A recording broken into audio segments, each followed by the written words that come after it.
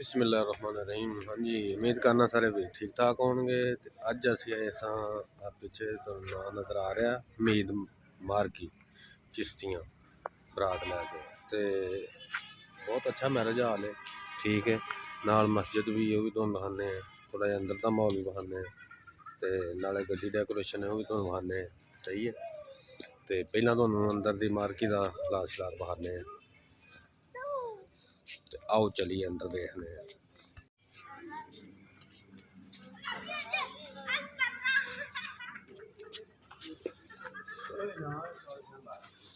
माशाल्लाह कुर्सियां भी देखो, सेटअप बहुत प्यारा है। आसो चिश्तियां से बहुत अच्छी चीज़ है, नाल वाशरूम वगैरह भी सब कुछ है। बहुत ही अच्छा ज़बरदस्त माहौल है। कुर्सियां भी ठीक ने, ज़बरदस्त माहौल है। देखो अंदर का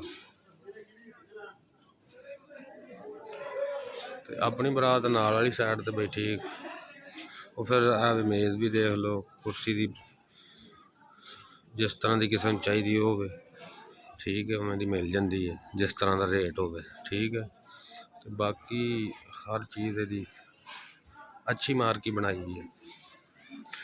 उधर हम साढ़े वाले बंदे बैठे ने, इधर देखो यह सारा माहौल जबरदस्त करके इन्होंने बनाया है। ठीक है,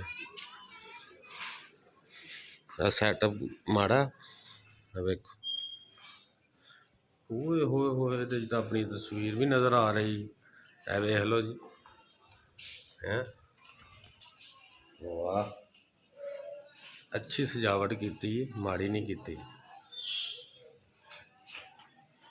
लो जी, हम तुहानू मार्की बहाती है तो हुण तुहानू लै चलने गड्डी जिवें डेकोरेशन आपां कीती अज वो विखाने तो तुहानू चंगी लगेगी इंशाअल्लाह।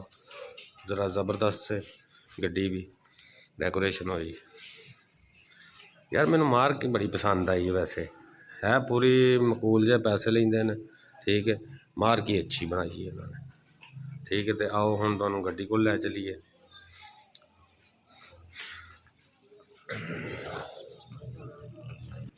तो अपनी गड्डी खलोती अज, यह वेखो जी।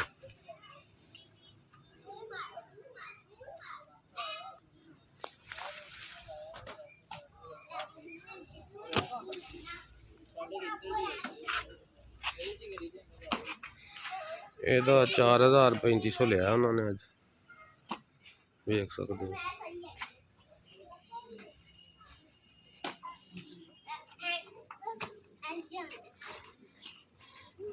साइडा ते कट लगे ने। ठीक है, तो एक अगे दिल जहा बना टोकरी, एक पिछे बनी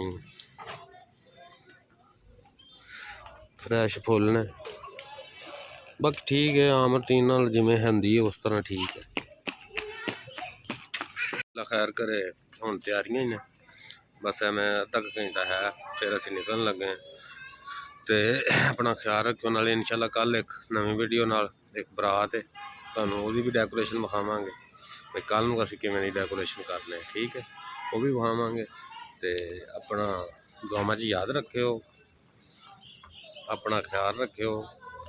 लव यू हो गया, अल्लाह हाफिज़।